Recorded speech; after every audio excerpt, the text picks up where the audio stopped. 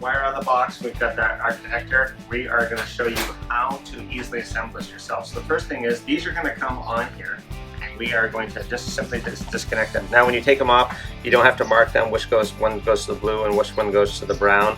And then the green here is simply V ground. So just flip this little lever up right here and it simply disconnects. Okay, so what we're going to do is we're going to put our connector on here in the knockout, and you want to position it so your screws facing you, and then simply put this on. It just easily threads on. Set it down, it's probably a little bit easier.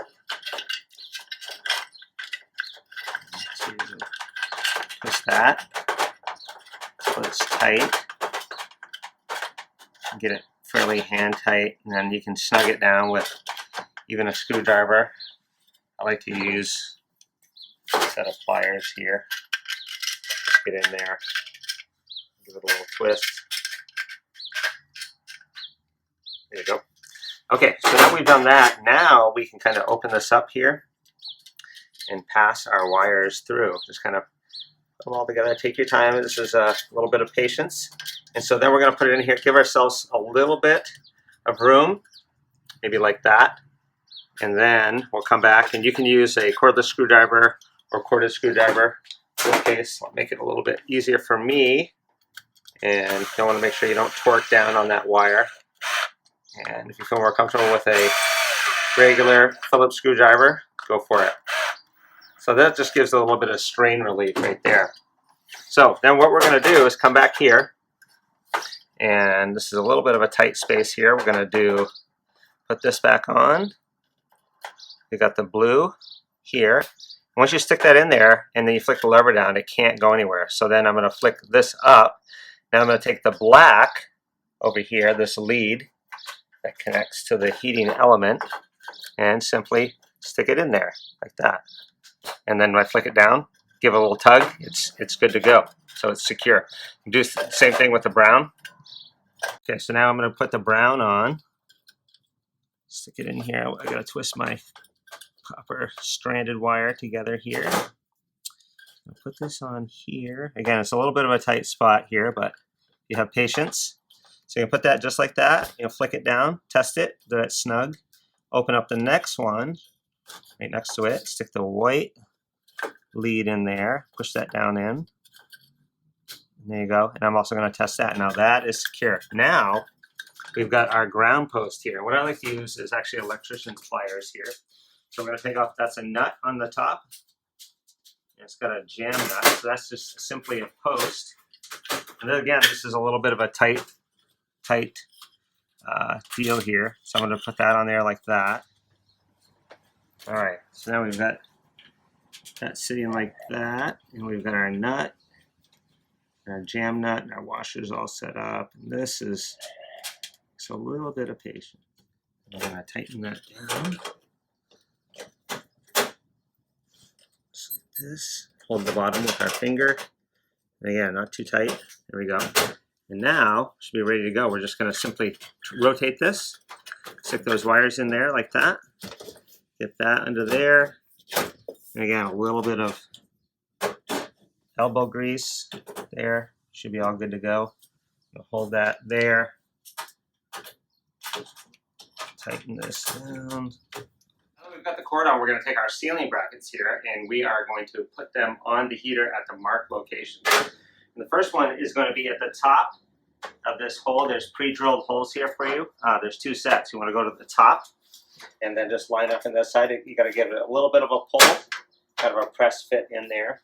And they just come with these small little stubby screws. I'm going to put one side. Because there's two brackets, we'll be doing the bottom next here. So again, don't over torque them. And then this one as well. Hold it here. Boom.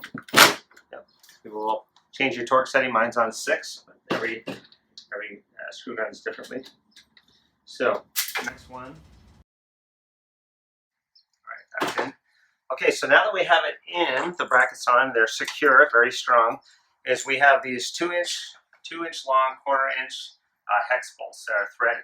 So they take a little bit of persuasion to get in, but it's a good fit. So what I like to do is pull it up gently on the bracket and just slide this in. It is definitely a tight fit, like that. And then do the same here. Again, give it a little bit of flex. This, that, go through like that.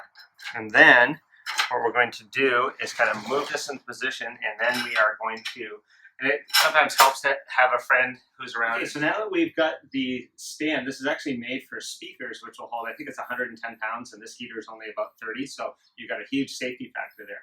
So what we've done is we have taken the factory holes here, and we're going to line it up with the first hole on the top, and then the fourth hole down. And we're simply going to, it really helps if you're laying down, and just gently take this and take the first bolt and roll that in there like that. And then we'd like to use a lock washer, the flat washer, which we supply the hardware, by the way, and then the wing nut.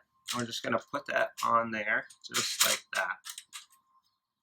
Now we're going to do the same for the front bolt. Again, you can have a friend help you, or if you are fairly patient, just again line that up just like this. We're going to take our lock washer, and this is a flat washer, and that'll press in that lock washer. And then we take our wing nut, and we get that going. There we go. And there, start to tighten it down. Again, not over snug. And the bolt underneath where my index finger here, the head should not spin. Just tighten that up as much as possible there, and do the bottom just like that. Again, you can cheat and use a little wrench on here if you want, but don't over tighten it. So the idea is that the bottom of the bolt doesn't spin.